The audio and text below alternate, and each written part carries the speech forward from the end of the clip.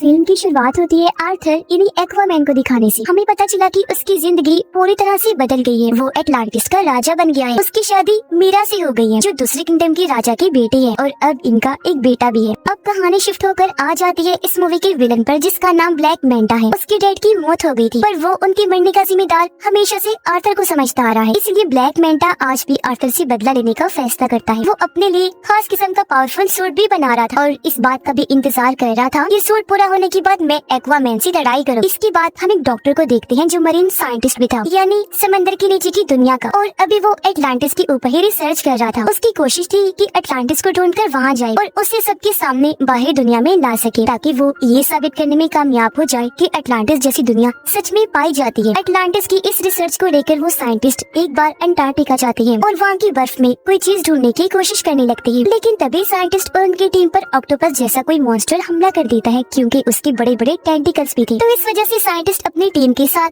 वहाँ पर फंस जाते हैं। इसलिए वो अपने बाकी साथियों को सिग्नल भेजकर मदद मांगते हैं। तब उनकी मदद करने उनका एक साथी आ भी जाता है यानी ब्लैक मैंटा। ये लोग मिलकर काम कर रहे थे। यहाँ आने के बाद ब्लैक मैंटा साइंटिस्ट और उनके साथियों की जान तो बचा लेता है लेकिन वो खुद यहाँ रिसर्च करने लगता है जिसके लिए वो बर्फ के और नीचे जाने लगा। काफी गहराई में आने के बाद उसे टूटा हुआ ब्लैक ट्राइडेंट दिखता है और अब जैसे ब्लैक मैंटा टूटे हुए ट्राइडेंट को उठाकर जोड़ता है तो उसे इसका असली मालिक नजर आने लगता है जिसका नाम कॉर्डेक्स था। ये काफी चालाक खतरनाक लग रहा था। वो ब्लैक मैंटा की यादों में कहता है कि तुमने क्योंकि मेरा टूटा हुआ ट्राइडेंट जोड़ दिया है इसलिए अब तुम बहुत ताकतवर बन जाओगी, साथ ही अपने दुश्मन एक्वामैन से बदला भी ले पाओगी और तो और हर वो चीज तुम कर सकते हो जो तुम करना चाहते हो। अब पता चला कि दुनिया की सूरत हाल काफी खराब हो गई है क्योंकि ग्लोबल वार्मिंग इतनी बढ़ गई है कि सुनामी और सैलाब वगैरह आते रहते हैं। इस वजह से बाहरी दुनिया के साथ साथ समंदर की दुनिया में भी काफी मुश्किलात आ रही हैं क्योंकि इस सारी सूरत हाल की वजह से समंदर के क्रिएचर्स धीरे धीरे मरते जा रहे हैं। सब कुछ देखते हुए एटलांटिस की काउंसिल्स की मीटिंग होती है जिनमें आर्थर भी शामिल था। यहाँ आर्थर सब काउंसिल्स के सामने ये ऑफर रखता है कि हमें मिलकर बाहरी दुनिया के लोगों से बात करनी चाहिए और अपनी एडवांस टेक्नोलॉजी को उनके साथ शेयर करना चाहिए, बांटना चाहिए ताकि इस तरह बाहरी दुनिया भी तरक्की कर सके और फिर वो हम लोगों की भी मुश्किलात को हल कर सके। पर जाहिर सी बात है कोई भी इस बात पर राजी नहीं होता। सभी काउंसिल्स मिलकर कहते हैं कि ऐसा नहीं हो सकता।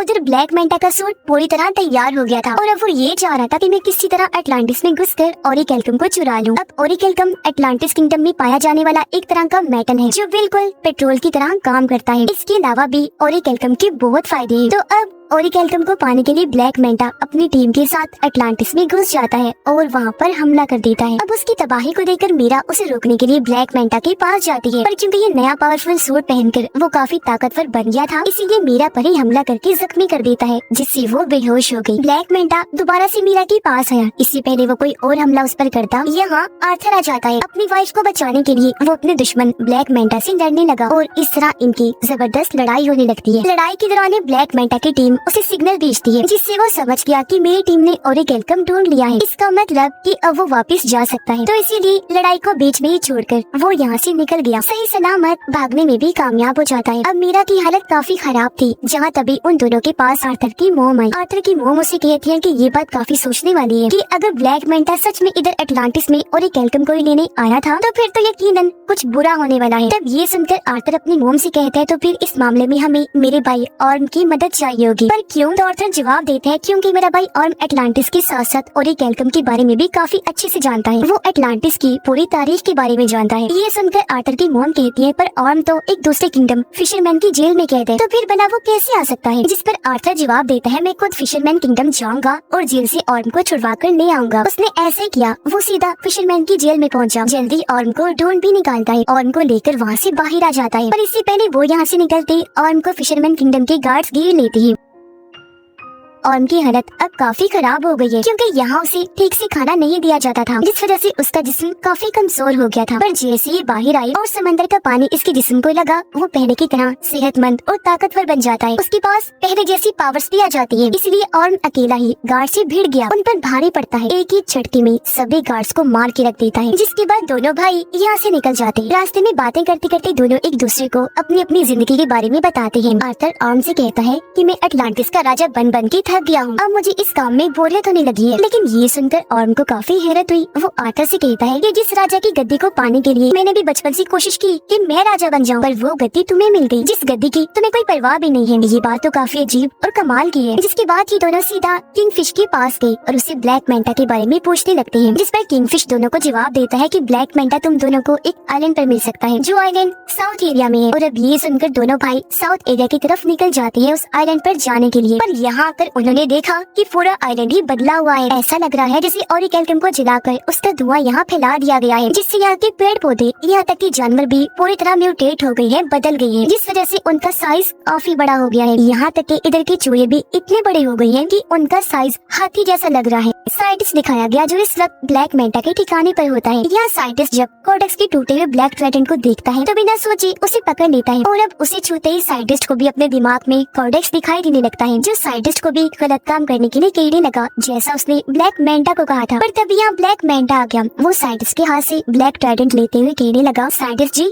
आप जानना चाहते थे ना कि मेरा मकसद क्या है, तो सुनो। मेरा मकसद ये है कि मैं आर्थर और उसके पूरे खानदान को खत्म कर दूं, और अगर ऐसा करने के लिए मुझे किसी शैतान से भी डील करनी पड़ी तो मैं इसके लिए भी राजी हूँ। तभी हमने देखा कि ब्लैक मेंटा के इस ठिकाने को ढूंढते हुए यहाँ आर्थर और ऑर्म भी आ जाते हैं, जो आते ही साइंटिस्ट से मिले। वो क्योंकि समझ गया था कि आर्थर और ऑर्म एटलांटिस से आए हैं, तो वो उन्हें बता ही देता है कि उसका मकसद एटलांटिस को भी बर्बाद करने का है। इसी के साथ साइंटिस्ट दोनों को ब्लैक ट्राइडेंट के बारे में भी बता देता है, और ये भी कि जैसे उसे छुआ जाए ट्राइडेंट के मालिक कोडेक्स की यादें दिखाई देने लगती है। इनकी बात चल ही रही थी कि तभी यह ब्लैक मेंटा की टीम के लोग आर्थर और ऑर्म पे हमला कर देते हैं। लेकिन ये दोनों ही भाई मिलकर बहादुरी से उनका मुकाबला करने लगे। ये उनको काफी बुरा मार रहे थे कि तभी यह ब्लैक मेंटा आ जाता है, वो भी अपना पूरा सूट पहने हुए, और अब वो इन दोनों से लड़ाई करने लगता है। लेकिन इस बीच ऑर्म गलती से उस ब्लैक ट्राइडेंट को पकड़ लेता है, जिस वजह से उसे भी कोडेक्स की यादें दिखाई देने लगती है। तो ये सब होने की वजह से कुछ देर के लिए ऑर्म का लड़ाई पर से ध्यान हट जाता है, जिसका फायदा उठाकर ब्लैक मेंटा उस पर हमला कर देता है। वो जवाबी हमला ना करने की वजह से काफी जख्मी हो गया, और अब ब्लैक मेंटा इस तरह दोनों से लड़ता है कि वो इन पर भारी पड़ने लगा। अब जब ये लग रहा था कि ब्लैक मेंटा दोनों को ही मार देगा,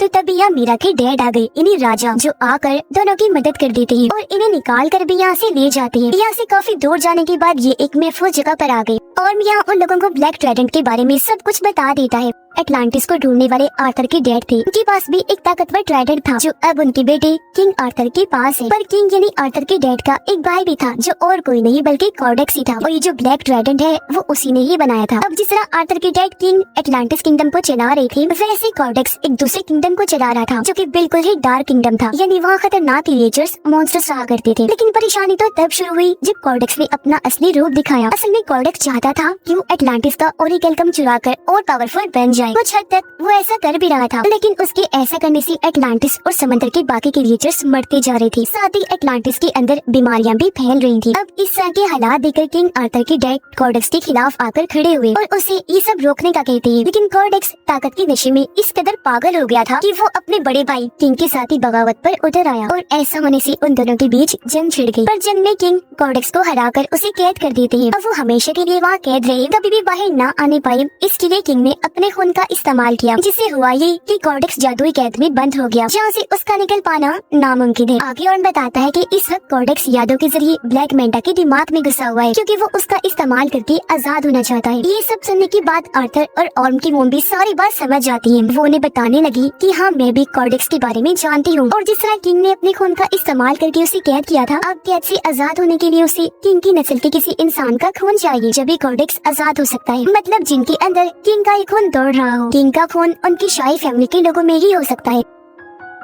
ये सब सुनकर आर्थर समझ जाता है कि मेरे बेटे की जान खतरे में है, क्योंकि जाहिर सी बात है ब्लैक मेंटा के लिए सबसे आसान टारगेट उसका बेटा ही था, जिसे वो आसानी खत्म कर सकता था। इसीलिए वो फौरन अपने घर आ गया। देखता है कि वहाँ सब कुछ तबाह हो गया है, घर जल रहा है, बच्चा यहाँ से गायब है, साथ ही वहाँ एक आदमी जख्मी पड़ा है। पूछने पर आदमी बताता है कि ब्लैक मेंटा यहाँ आया था, ये सारी तबाही उसी ने ही मचाई और वही तुम्हारे बेटे को ले गया है, जिससे साफ जाहिर हो गया कि आर्थर का शक बिल्कुल ठीक था। इसीलिए अब आर्थर और ऑर्म दोनों मिलकर उसके बेटे को बचाने के लिए जाने लगते हैं। पर उससे पहले इनकी मॉम दोनों को समझाती है कि हमेशा मेरी एक बात याद रखना कि तुम दोनों एक दूसरे के भाई हो, चाहे कुछ भी हो जाए। तुम्हें एक दूसरे का साथ देना ही है। सीधा ब्लैक मेंटा के ठिकाने पर आकर वहाँ हमला कर देते हैं, लेकिन इन पर भी एक काफी बड़ा मॉन्स्टर हमला कर देता है, जिससे बाकी तो बच गए, लेकिन उसके सामने मीरा के डैड फंस जाते हैं। तब ऑर्म जाकर उनकी मदद करता है और मॉन्स्टर के जंगल से उन्हें निकाल लेता है। ये देखकर मीरा के डैड समझ गए कि जिस ऑर्म को मैं हमेशा से गलत समझ रहा था वो तो काफी अच्छा इंसान है। अंदर ब्लैक मेंटा के पास आर्थर का बेटा होता है। यहीं पर साइंटिस्ट भी था जो उस छोटे से बच्चे को देखकर बचाने का सोचता है, इसीलिए बच्चे को उठाकर यहाँ से भागने लगा। पर ब्लैक मेंटा जो उसे देख चुका था साइंटिस्ट पर हमला करके उसे जख्मी कर देता है और बच्चे को छीन लेता है। और अब जैसे ब्लैक मेंटा उसके बच्चे को मारने के लिए आगे बढ़ा, तभी यहाँ पर आर्थर आ जाता है जो उसे लड़ाई के लिए चैलेंज करता है। इनकी लड़ाई तो पहले काफी जोरदार हुई, लेकिन तभी यहाँ ब्लैक मेंटा आर्थर पर भारी पड़ने लगता है। इसकी वजह ये थी कि वो ब्लैक मेंटा नहीं बल्कि उसके अंदर कॉर्डेक्स था, क्योंकि वो पूरी तरह उस पर हावी हो गया था। पर इस बीच मौके का फायदा उठाकर मीरा अपने बच्चे को लेकर यहाँ से भाग जाती है, लेकिन तभी उसे जाते हुए ब्लैक मेंटा देख लेता है। वो अपने ब्लैक ट्राइडेंट से उस पर हमला कर देता है, लेकिन इससे पहले कि ट्राइडेंट मीरा को लगता पहले और उसे पकड़ लेता है और इस तरह उसने मीरा और उसके बच्चे की जान बचा ली। लेकिन इसका उल्टा असर भी हुआ, क्योंकि जैसे और ब्लैक ट्राइडेंट को छूता है